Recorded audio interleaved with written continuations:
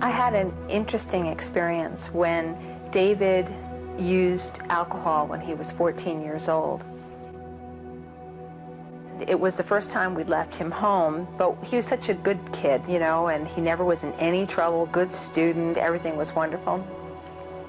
So when we came home, there was a panicked phone call to us from a woman we didn't know, and she said, "Your son is unconscious on the road in front of my house. Can you come? You know, you have to come." And so we got in the car and we raced over there, and it was 8 o'clock, so it was dark, and David was indeed unconscious in the middle of this road, side street, and the woman's husband was supporting his head, and David, in an unconscious state, was vomiting out of the side of his mouth. And just seeing him completely limp, unconscious, with his eyes rolled up in his head, I thought he was dead. And there were all these kids, his age, his friends, some of them I knew, standing around. They didn't know what to do. And what had happened was that he had just drunk himself into a complete stupor. When we saw him laying in the emergency room, they had an IV started. He was totally unconscious, and they said he might have brain damage. They weren't sure. And then they took the blood alcohol levels, and they said it's extremely high and very dangerous. And we don't really know if he's going to pull through. And when you see your child laying there, and you cannot believe it's happening. They ended up transferring him up to the intensive care unit. And we were waiting and, you know, praying and hoping that everything was going to be all right, and not really knowing. And they said probably they wouldn't know until morning. And it was a very long night. And then finally they said we could visit him in the ICU. And when I walked in, there was David, and he said, "Hi, Mom." And I couldn't believe it, that he was awake and aware and fine. And he had pulled through. And so we talked a lot about what had gone on, and he told me what had happened and so on. And that by the next morning, I had decided, I got myself on a crusade. I was going to save my town, one kid at a time.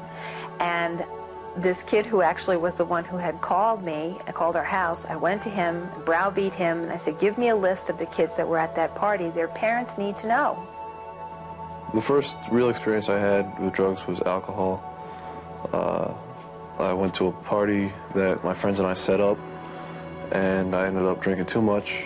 I actually passed out, blacked out, went into a coma. Woke up the next morning in a hospital room, and that was my first real experience with any drug. So he gave me a list under duress. He gave me a list of 15 or 20 kids' names and their phone numbers. And I proceeded to come home, having been up all night, and I started dialing down that list. And it absolutely stunned me that the vast majority of those parents were furious with me, that I dared to call them and say that their son had been involved in a beer bust. They all denied it. I had no reason to lie to them. My son was in the hospital. I told them this, and yet they still didn't believe. It's amazing to me that people have such blinders on. They don't want to hear what is the truth about their kids.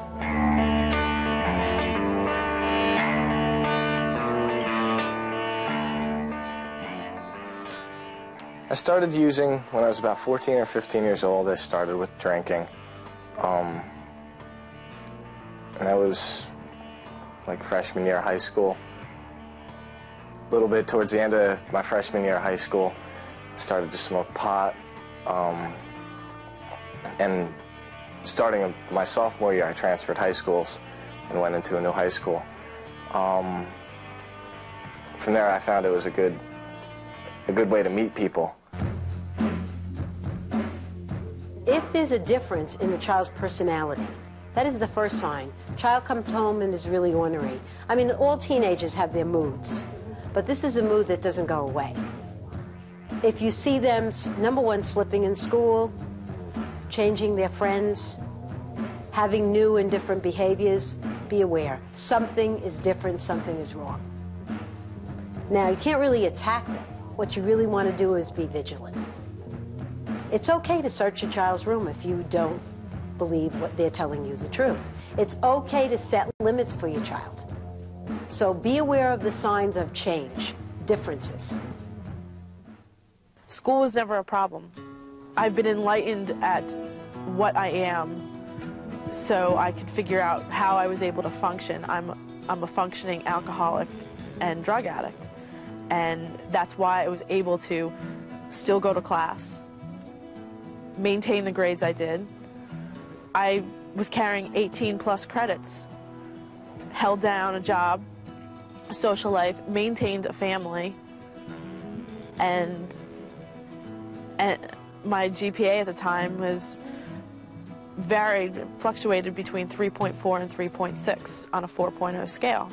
Never had any problems, always got my assignments in on time.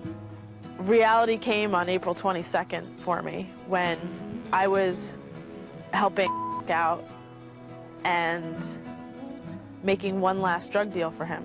I very rarely did it. I did it 5 times to be exact, set up deals for him. And I had in my possession 1/4 pound of marijuana and was planning on selling it to this guy who I thought had become a friend. His name is Jake. And I had my best girlfriend in the car with me at the time. It actually wasn't even a car, it was my friend's truck. And I picked her up from the laundromat and said, I gotta go do this errand real quick. Do you want to stay here or do you want to come with me? She's like, no, I'll come with you. I didn't even tell her what was going on. I mean, I had no respect for what might happen to her because I didn't think anything would happen to me.